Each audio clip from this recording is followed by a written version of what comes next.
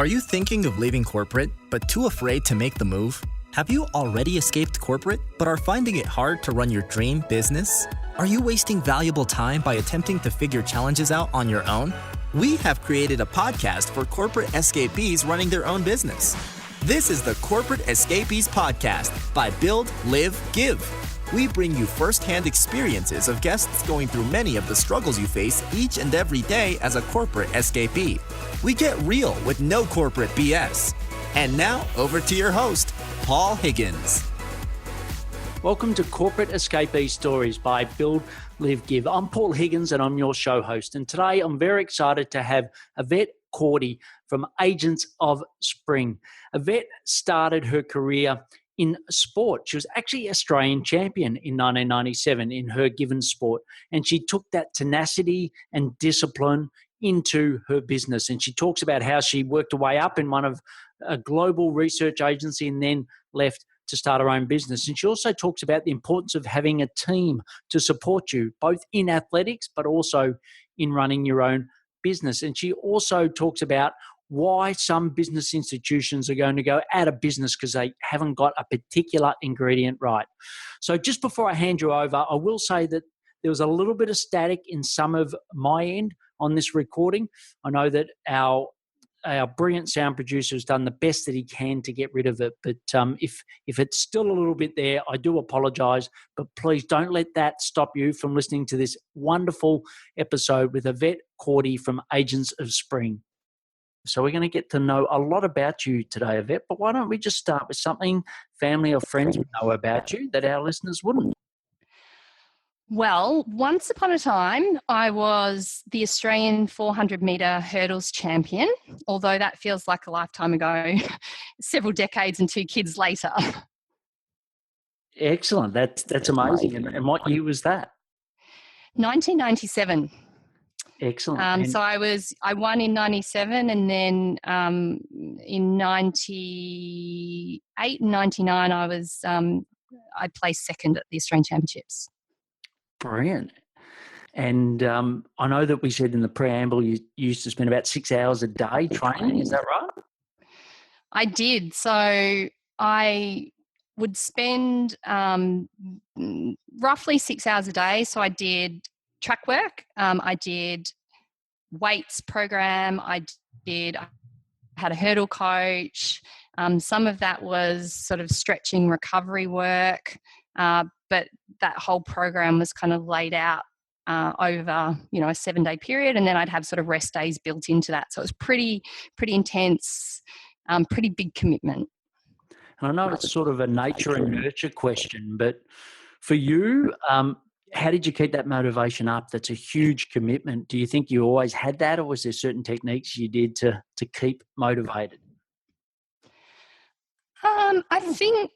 I think there is, to your point, a bit of both. Like there was huge sort of discipline that kept you at it. I had my own sort of personal goals, and that was a big part for me. Like I was always trying to be better. I was always trying to break my PB. Every year it wasn't about beating somebody else. It was about how can I get better? And so I had all those building blocks there that helped me to get to that point. But it was that consistency. It was putting in day after day that helped me to get to that point. Great. And I know you had a tremendous career before you went into your own business. Just take us through your corporate escapee story.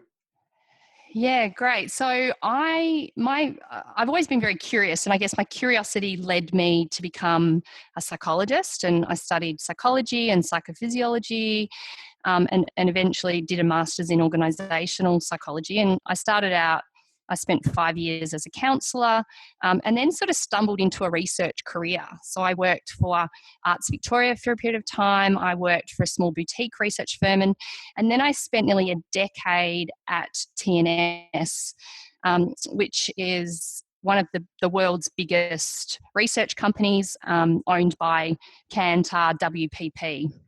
And I progressed every couple of years into more and more senior roles. And in my last role, when I was there, I was the head of the technology sector for Asia Pacific, Middle East, Latin America, and Africa. And that involved a lot of time traveling. So I was based in Melbourne. There was a lot of pressure for me to move to Asia. And in fact, before I sort of quit my job and did my own thing, I was in Beijing. I was meant to move to Beijing at the start of the following year. And I was looking at accommodation and where I was going to live in Beijing. Whilst I had an amazing sort of career there and had global opportunities working with the world's leading brands, I traveled a lot, and I could be gone for 5 weeks at a time. When I traveled, I was calling up airlines and requesting 777 ER and certain seats because I flew so much. It was just ridiculous. And you're traveling too much when that's happening. Yes. But I guess in combination to that, the strategy was changing. There was a very strong sector strategy, and globally that was starting to shift. And I was just frustrated by really kind of the mediocrity and the lack of innovation that was going on. I would often talk about my job as a firefighter. I'd be flown into Beijing to meet with Samsung to fix a problem that had happened with the team in China, for example. And I was frustrated by saying yes to any work. Like we had a lot of pressure to hit the numbers, to meet the targets, and that meant just yep, we can do it. Take it on. Someone will work out how to do it. And in combination with that, I had my first child, and so the prospect for me was moving to Beijing with a 1-year-old. Or not even 1-year-old. And, my first week back, I had 5.5 months off before I went back to work. And my first week back at work was spent in meetings in China. I had to fly out of the country. I was away from him for a whole week. And so I wanted to spend more time with him. It was okay as not having children, traveling the world, and it was a great experience. But suddenly when there's a little person to take care of, I wanted to spend time with him. So for me, I wanted to control my destiny. I wanted to do great work with great clients, and I wanted to be more innovative. And starting my own business gave me the ability to do that. It's been a huge learning curve, but I wouldn't have had it any other way. Yeah, it's funny. Friends, I've got a Qantas Gold for Life membership, and people say that's fantastic. Yeah. I said, actually, no, it's not, because that just proves how much time I spent away from my family. I was just constantly on a plane, and I certainly hear your pain there. And for me, it was sort of one of the reasons that I left as well. And as far as your fears, so when you first took that step, newborn or a fairly young baby, left a fantastic career, and all of a sudden on your own, what were some of the fears that you had at the time? First of all, I think there was way more excitement than fear, but there's always fear. Fear is always present. I think for me, the biggest fear was having left, I worked for the world's largest custom research agency. So there was a brand that sat behind that, and there was some pull that came with that and winning work. And so I think for me, the fear was, a client's going to be willing to just work with me. Is my reputation going to be enough to win work? That was probably my biggest fear. And was there ever a time where you thought, this is too hard, I'll just go back and work for someone again? I haven't, fortunately, been at that point. The only time I guess I've faced going back to corporate a few years ago, I had one of my favorite clients in San Francisco sort of say to me, we're looking for somebody to join our team, and they're like one of my favorite people to work with. And they said, do you know anyone? And I said, I don't know, I'll have a think about it. And they said, would you think about doing this? And that's probably been my only moment where I've thought, oh, could I? But I think I do what I do, and why I guess I love what I do now is that variety of working across different organizations and different problems. And so, yeah, it's not something I see ever happening. Yeah, sure. And what's some of the help that you've had along the way?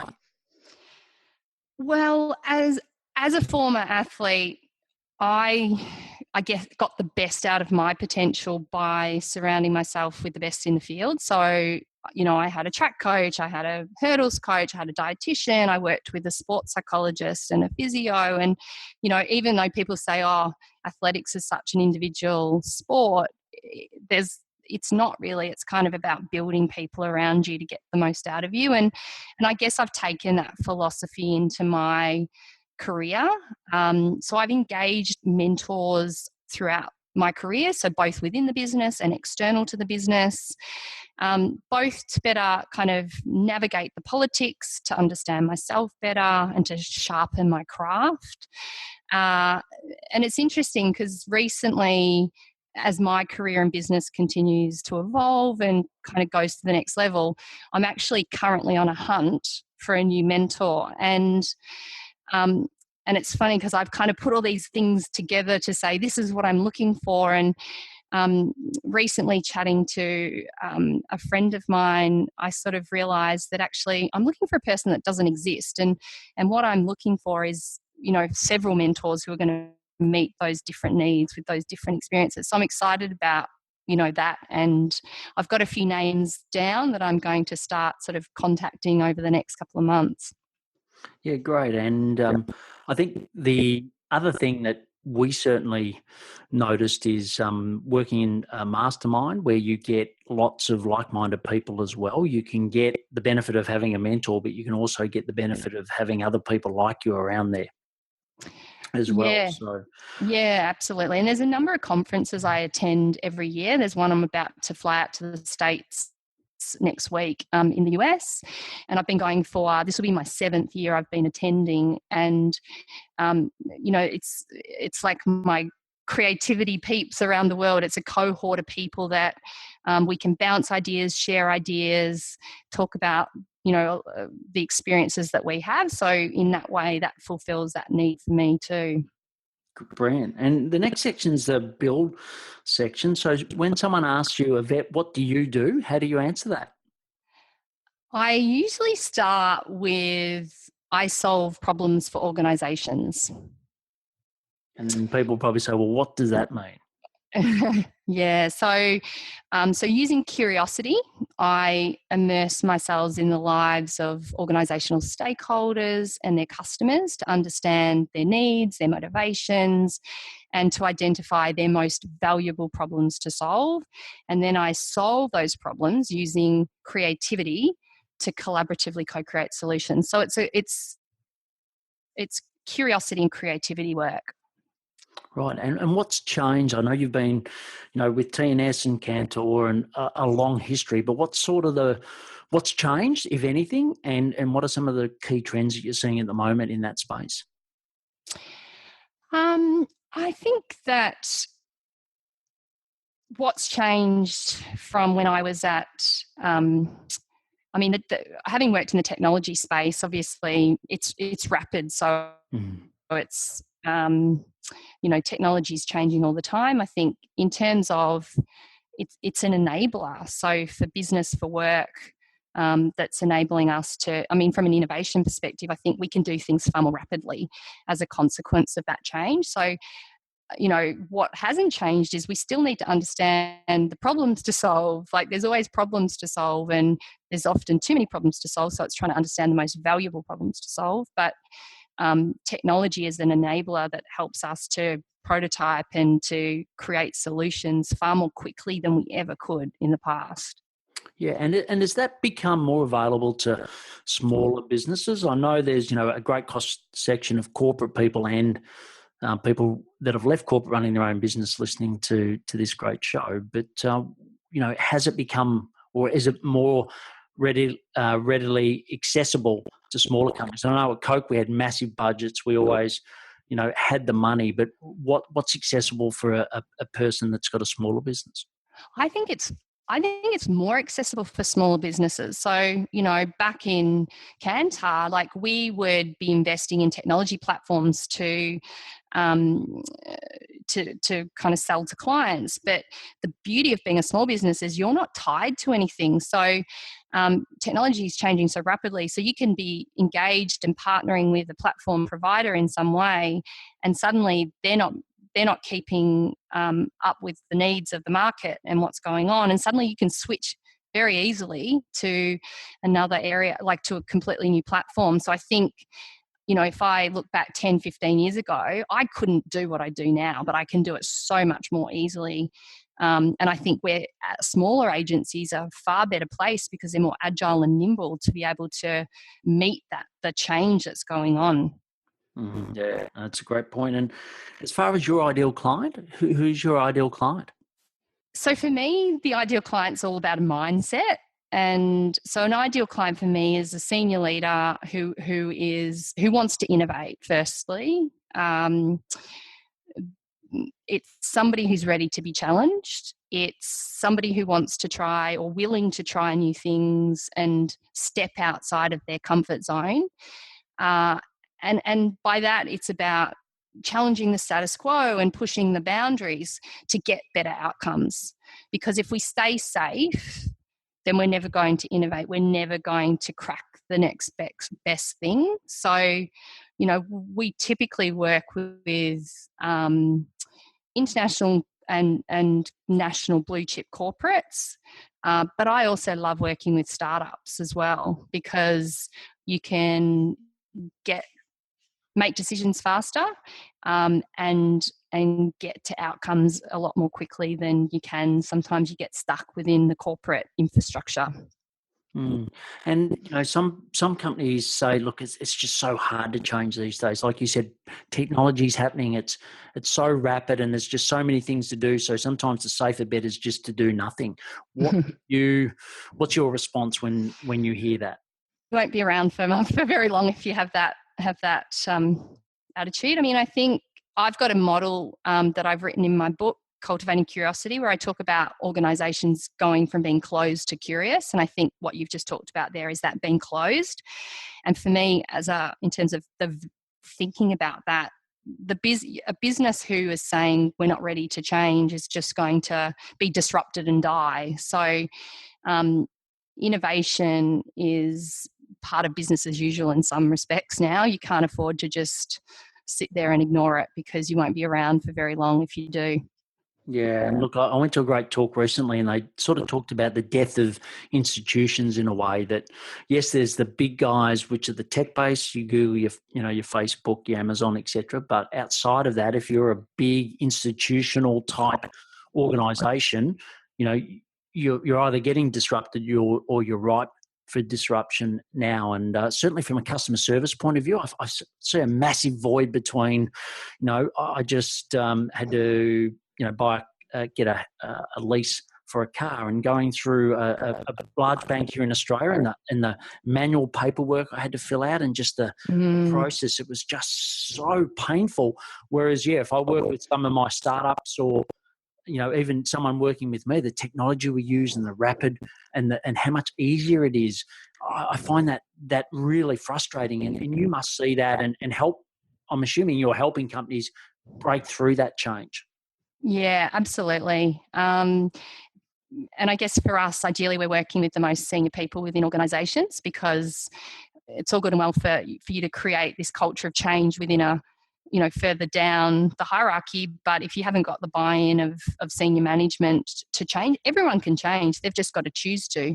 And so it's really important to have that buy-in at a very senior level. But you're right, the startups are geared for that. They've got that mindset. They're living it and breathing it every single day. And the corporates struggle to do it. And that's where we see a lot of people in our communities, similar to, like yourself, actually taking that leap. So it's those real innovators that, for a long time you build a career, and like you say, it's the safety, it's the children, etc. But eventually you come to a point where, hang on, I'm just getting constrained here. And then they're the ones that are doing startups or doing service-based businesses that are helping with the change, like you are, which I think is brilliant. And you can do that from anywhere in the world. As you said, the technology available today, I sit all day in, Hampton in Victoria, Australia, talking to people all over the world. And, I don't leave my office. It's brilliant. Yeah. Yeah. It's amazing. Yeah. And as far as, what's unique about what you guys do. So how do you articulate that? Why would a large multinational person listening to this want to come and work with Agents of Spring? For us, I think our sort of proposition is around, like, we're rapidly moving from what's the customer insight to a solution, without losing things in translation. So, and by that I mean, often companies might engage a research company to work out, what matters to their customers, and then a creative agency to execute against that.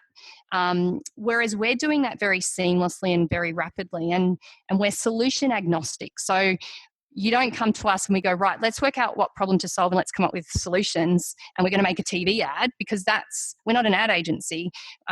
We're there to come up with, sometimes like your example you gave before around the bank, it might be around a service design or a service redesign that needs which is part of the solution.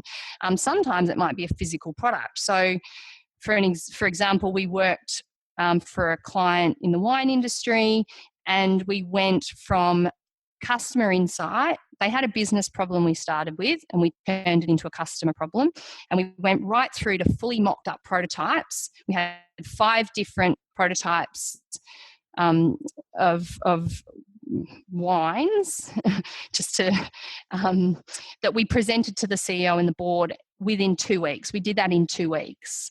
Now, not all projects are that rapid, but we had decisions were being made at a board level that quickly. So it's that ability to do it quickly, have it anchored in a customer problem, as well as obviously it's got to tick the box around, it's got to deliver a commercial outcome to the business as well. Great. And for your agency, how have you gone about improving the profitability of your agency? Couple of things I guess we do around that. So one is the business model. So there's 2 directors of the business, myself and Troy McKenna, and then we've got a large team of agents that we assemble on a project by project basis. So we've built kind of an amazing team of agents around us, but they're not full-time employees. So that gives us greater flexibility and the ability to scale. And it means we put the best people on any given project. So rather than going, right, we've got 10 people here we've got to find work for, and we'll make you do this and we'll make you do that because we need to pay for your salary, we're quite deliberately assembling teams depending on the challenge and the problem. So that's one thing. The second thing is, because we're a smaller agency, we're much more selective about what the work we say yes to. So sometimes clients will come to us with a brief or a problem and we'll say, you know what, I don't think that we're right for this, and we'll say no to work. And then the third thing is we actually bought our commercial office. So when I first started out and set up my business originally, I was renting office space, and I was paying $65,000 a year just for rent, which, to be honest, was painful to watch going out the door. And I guess part of the long-term planning, which is linked to the profitability of the business, was buying an office, which is in the Melbourne CBD. So it's something that we've had purposely designed, co-creating with a design firm, and which we can use both as an office space, but because we run a lot of stakeholder workshops, it's been built to sort of facilitate up to 30 people at any given time. Great. And what's your number one source of new business? Probably 2 places at the moment. So one, word of mouth is referral is a big one for us. So it's about doing good work and then being recommended to other people. And I always talk about you're only as good as your last project. So that is what gets you the next sort of gig. But I also wrote a book earlier this year, which was to, I guess, cement my thinking and facilitate opportunities to share my experience and, I guess, talk to a wider audience. And so having had some articles published in the Australian and the Financial Review, that's also started to open up new opportunities in terms of new business as well. Excellent. And you talked about the size of your team, which so you've got a core team, and then you've got basically I'll call them subcontractors. I know they're a lot more than that, but effectively not full-time employees. Is that the model?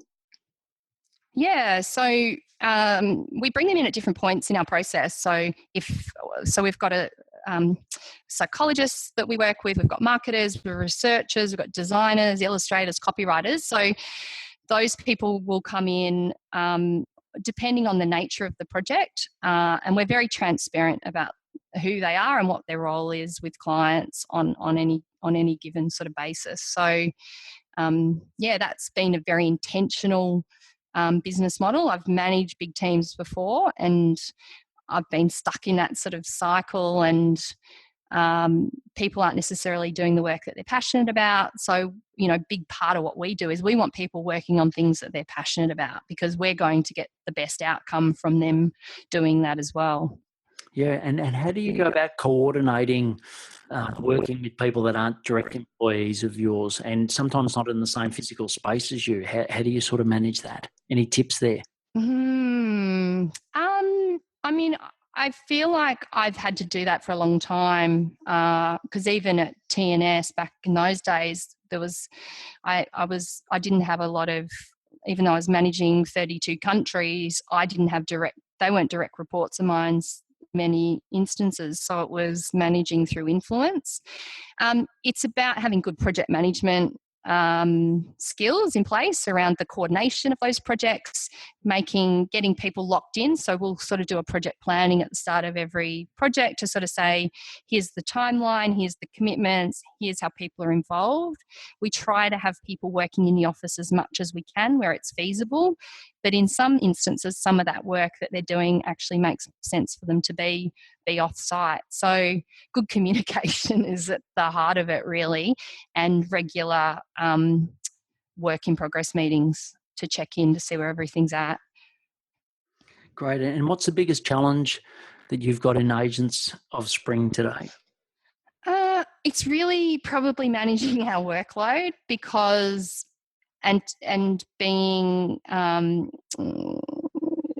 taking on things we can and saying no to things we can't, but recognizing it's not as simple as that either, because timelines slip, different things happen within different organizations. So that is probably our biggest challenge in getting that right, is having some buffer around what we've committed to, but very clear transparency with clients around our availability and when we can work on things.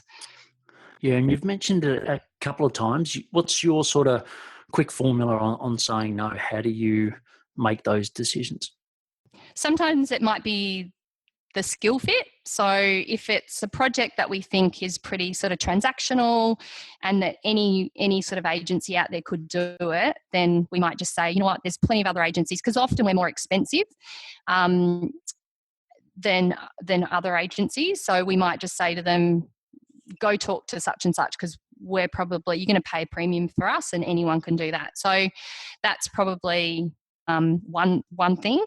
A workload. So we'll make a pretty quick assessment up front around the timelines to say to clients, either we have to turn this down with our current workflow, or we are not free until this point. So we're happy to pitch for this, or we're happy to help you on this, but these are the constraints in our timeline. So if you want to work with us, here's where we're next available. So they're probably the key things. Okay, excellent. Well, we're just about to go into the live section, but just before we do, I'd just like to mention our corporate community, or a community for corporate escapees like Evette, to help build Living Live. You get direct coaching by myself. You get access to hundreds of vetted suppliers.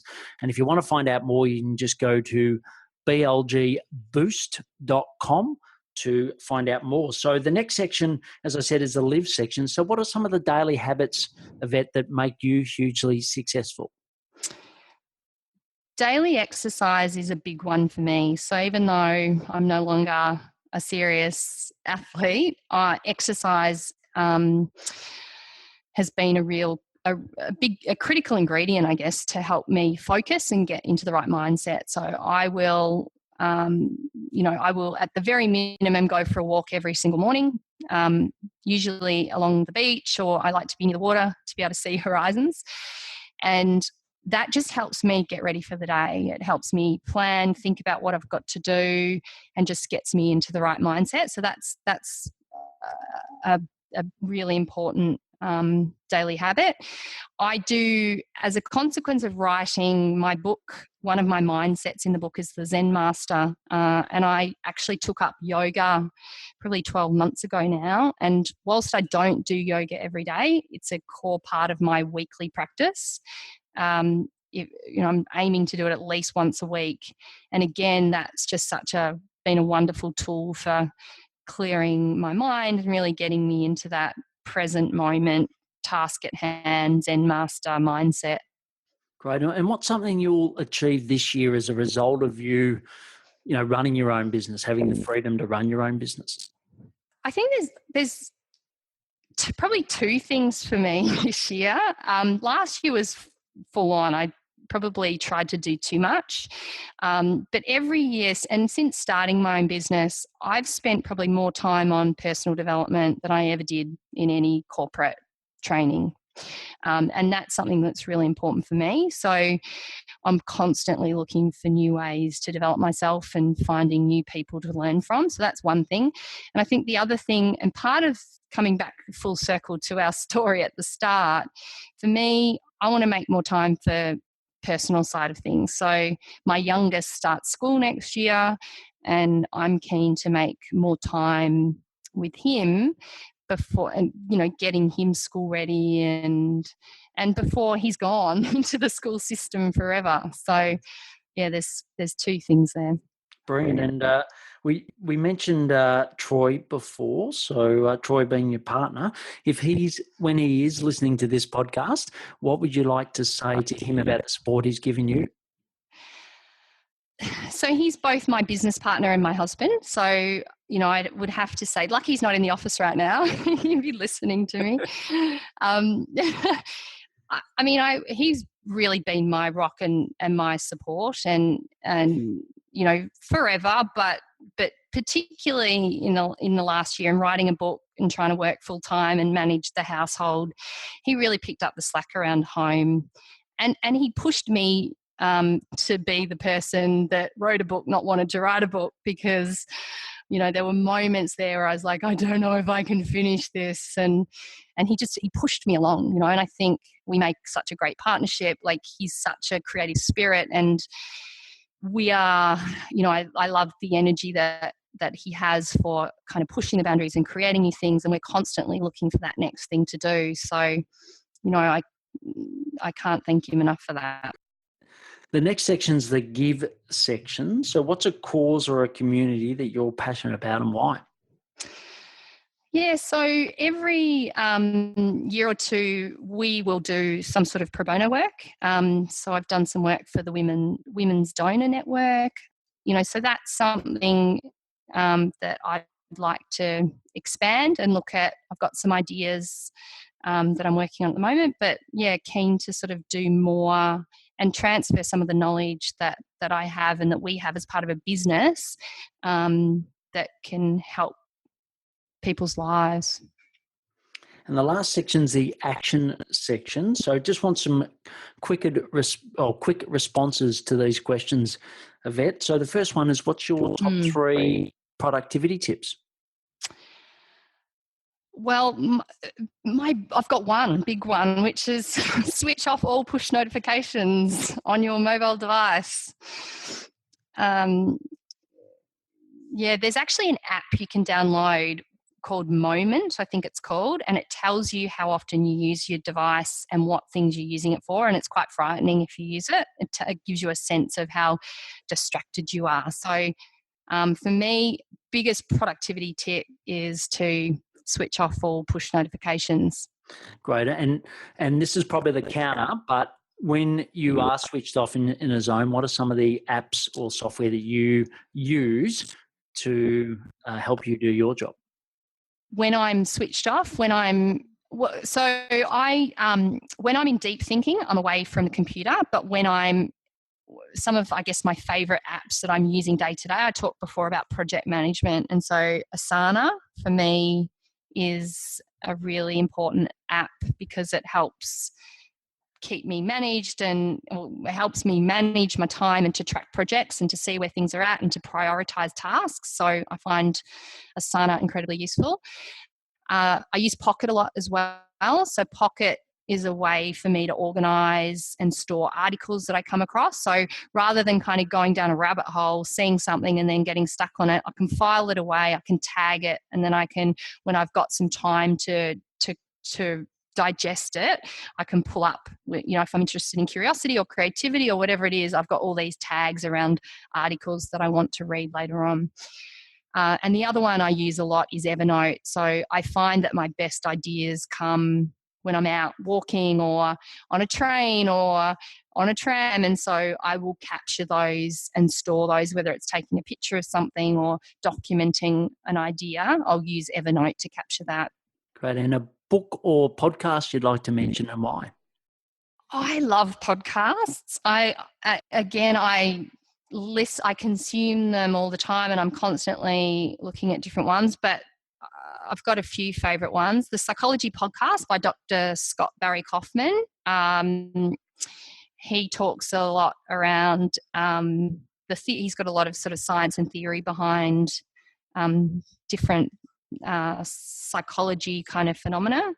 I enjoy How I Built This, which is always interesting insight into how people have kind of built their different movements. And I'm really enjoying as well Seth Godin's Akimbo podcast, which I think he's only done 7 episodes or something. Great, brilliant. And we'll certainly put the links to those and also everything else that Evette's mentioned through the podcast. And finally, Evette, what's some parting advice you'd love to leave the BLG audience?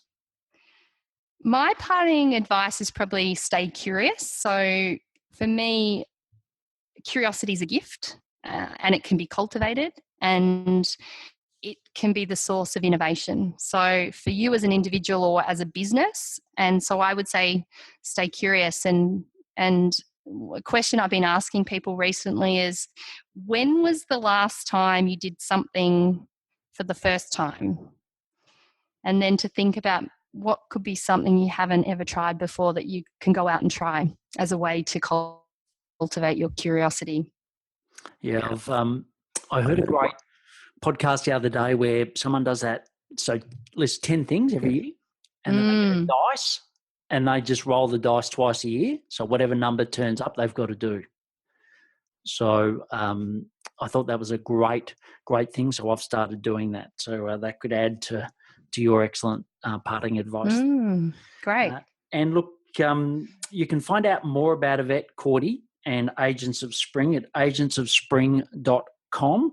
You can also go to evettecordy.com and get her book, which was fantastic. Is it is it an audio book as well, Evette, or is that on? It is not yet an audio book, no. Okay, well, we'll have to sort that out, but you can get other forms of it and also a LinkedIn profile where you can see her full history. And, it is quite amazing from her strong athletic career right through to what she's doing today. So, Evette, thanks a lot for being on the Corporate Escapees podcast today. Thank you for having me. Thanks, Evette. Bye. Thank you for listening to the Corporate Escapees podcast, brought to you by the team at Build, Live, Give. If you found this podcast helpful, please share it with other corporate escapees. If you would like to join a community of like-minded peers, please visit www.buildlivegive.com. Until next time, thanks for listening and be brave.